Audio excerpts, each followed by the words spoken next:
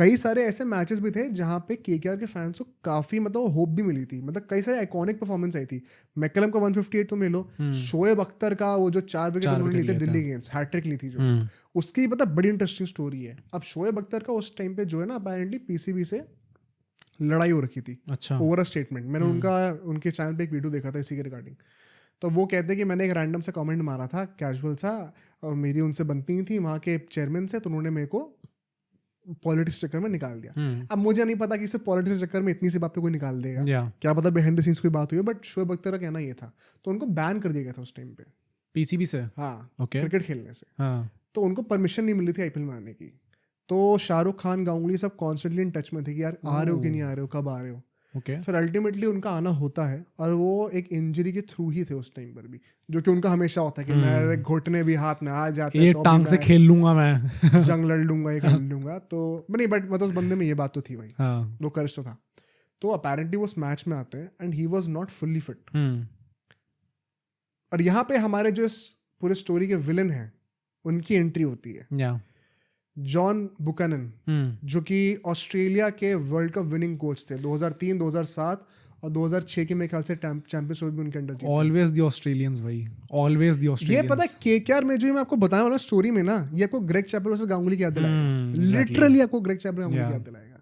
गांगुली के लाइफ में पता नहीं क्या था भाई, दो ऐसे बंदे अट्रैक्ट करे उन्होंने, वो दोनों ऑस्ट्रेलियंस, दोनों ऑस्ट्रेलियंस। तो जॉन बुकैनन जो है उस टाइम पे केकेआर के कोच थे, ठीक है। एंड गांगुली साहब कहते हैं कि यार देखिए, बस शोएब अख्तर कहते हैं अपनी वीडियो में कि गांगुली ने उनको चुप कर दिया, आप चुप रहिए। ऑफ कोर्स ऐसे नहीं बोला होगा गांगुली ने, पर अपेरेंटली उन्होंने कहा था कि यार आप टेंशन ना लो, अगर एक हाफ फिट शोएब अख्तर ही मुझे मिल जाए ना, वो बाकी सब पे भारी पड़ेगा।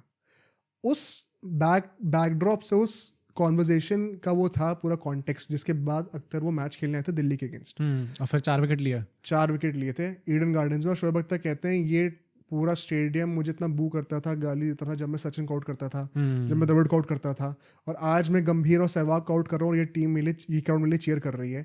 मुझे इतना रिस्पेक्ट किसी और स्टेडियम में नहीं मिली है। दिस टेल्स यू भाई कि स्टार्टिंग के ही एक सीजन में आईपीएल ने किस तरीके से फैंस को जकड़ लिया था। ये पता है एक्चुअली में हमको अब ये हिट नहीं होगा, बट मैं एक बार के लिए, अभी मैं 25 का मानूं, मैं उस टाइम में 25 का होता, as a 35 year old guy, अगर मैं उस टाइम पे रह रहा होता, जिसने बचपन से सचिन, थोड़ा बहुत गवास्कर को देखा है, इंडिया पाकिस्तान की राइवलरी देखी है, अगर वो ये फिनोमेना देखा ना, ये उनके लिए एक वन ऑफ अ काइंड होता, जो कि डाइजेस्ट नहीं हो पाती चीज, कि आप एक पाकिस्तानी के लिए चीयर कर रहे हो और वो इंडियंस को आउट कर रहे हैं ईडन गार्डन्स में। मतलब प्रॉब्ली हम लोग के जो पापा हैं सब, उन सब के लिए चीज रही होगी कि भाई क्या हो रहा है, एक अलग ही फिनोमेना है जो कि कभी कोई सोच भी नहीं सकता था ये रियलिटी एग्जिस्ट भी कर सकती है। इसीलिए आईपीएल इतना स्पेशल था उस टाइम पे। अल्टीमेटली शोएब अख्तर वहाँ पे 4 विकेट लेते हैं, केकेआर और मैच जीत जाता है, एक लो टोटल डिफेंड करते करते। ये भी एक बहुत ही इंपॉर्टेंट परफॉर्मेंस थी।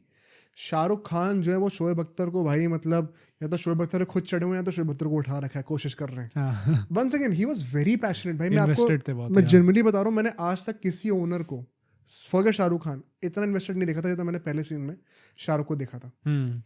एंड शोएब अख्तर बताते हैं कि उसके बाद शाहरुख खान ने उनको बहुत ज़्यादा मतलब थैंकफुल होके ग्रैटिट्यूड शो करा था। शोएब अख्तर कहते हैं अरे ये तो मेरा काम है, मतलब इतना क्यों ग्रैटिट्यूड एक्सप्रेस कर रहे हैं। तो शाहरुख खान वही वन से इतना इन्वेस्टेड है बंदा, कह रहा कि आपकी इंजरी थी, आपके ऊपर वो बैन का पूरा था, उसके बाद भी आपने आके हमारे लिए परफॉर्म करके दिया, ये मेरे लिए बहुत बड़ी बात है, तो मैं आपको ग्रैटिट्यूड एक्सप्रेस करना चाहता हूँ। ओके। और ये मैंने 2-3 प्लेयर्स के अकाउंट से सुना है कि शाहरुख खान सबके साथ ऐसे थे। मतलब वो बंदा ये ना कि मैं भी टीम का पार्टी हूँ, मैं भी चला ही लूँ किसी तरीके से। That was the level of involvement जो कि शाहरुख खान का था। आई थिंक एक आदमी जब इतना यंग होता है ना, मतलब हमने बात करी कैसे शाहरुख खान, इंटरेस्टिंग पॉइंट है, ही वाज नॉट यंग भाई, he was well into his mid 40s। अच्छा, आज से 10-12 साल पहले की तो बात है, 15-17 साल पहले की तो बात है। I think he is nearing 60 right now. तो अर्ली 40s मिड 40s में होंगे उस टाइम पे। मतलब प्रॉब्ली जितने ओनर्स थे उनसे कंपेयर करें तो शायद ऑन द यंगर साइड। ये भी डिबेटेबल है, माल्या वगैरह सब। मुझे लगता है वो पॉइंट वही, मुझे लगता है कि केकेआर की क्राउड को हम बोलते हैं ना पैशनेट है, Shahrukh Khan as an owner was also very passionate, overly passionate guy. तो ये हमें देखने को मिला। अच्छा, गांगुली से हमें 2-3 बड़ी आइकॉनिक परफॉर्मेंसेस देखने को मिली थी भाई पहले सीजन में, ऐसा नहीं है, मतलब मैंने नोट भी करा हुआ है यहाँ पर।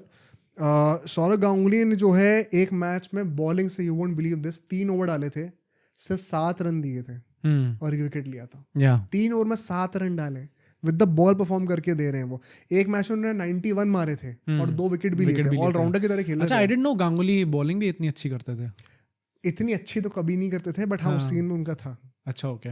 मतलब I never pictured him as an allrounder, हमेशा मुझे एज अ बैटर ही। हाँ, एज अ बैटर उस टाइम पे एक्चुअली वही था ना कि बॉल्स का जो रूल थे, पावर प्ले के रूल्स थे, वो अलग थे, तो ओडीआईज में आपको देखने को मिलता था। तभी कोहली वगैरह भी बॉलिंग करते थे। वर्ल्ड कप फाइनल में बॉलिंग करी थी। 86 उन्होंने एक बार मारे थे 53 बॉल्स पे, तो उस टाइम में बड़ा अच्छा खेले थे। उस मैच की खासियत क्या है, 86 उन्होंने मारे उस मैच में, but man of the match मिला था उमर गुल को, क्योंकि उन्होंने उस मैच में 4 विकेट लिए थे और 11 बॉल पे 24 रन मारे थे। ओके। तो केकेआर में पोटेंशियल बहुत था और ये ना ऐसे फ्लैशेस ऑफ ब्रिलियंस देखने को मिले थे। बट अब तुम वही देखो, क्योंकि सबसे पॉपुलर टीम है बाय डिस्टेंस, तो अब मीडिया कैसे पोर्ट्रे कर रहा है, बहुत ही खराब सीजन गया। एंड वही जो मैंने कुछ हेडलाइंस बताई आपको, आप खुद जाके सर्च करना चाहे तो, मेरी मत सुनना, वो लिटरली बिलो द बेल्ट जाके आपको टारगेट करने वाली चीज़ें थी। तो इसके चलते हुए क्या होता है कि केकेआर का ओवरऑल एक पोर्ट्रेयल जो था वो काफ़ी नेगेटिव आता है पहले सीजन के बाद।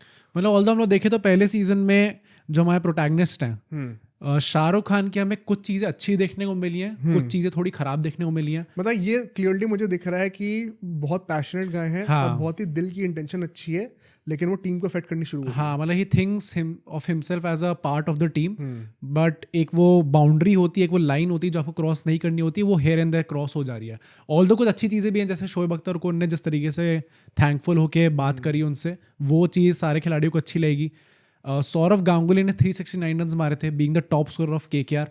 तो एज अ कैप्टन जितना विश्वास उन पर दिखाया गया, एक तरीके से उन्होंने पे ऑफ कर दिया उस चीज़ को। तो आई थिंक दोनों प्रोटैगनिस्ट का, गांगुली का तो चलो आई थिंक अच्छा ही गया भाई सीजन पूरा। देखो ये इंटरेस्टिंग बात है, गांगुली केकेआर के टॉप स्कोरर थे उस साल, मैकलम नहीं थे। एंड गांगुली ने one of the most important performances consistently Ganguly ने दी है केकेआर के लिए, और किसी ने नहीं दी है।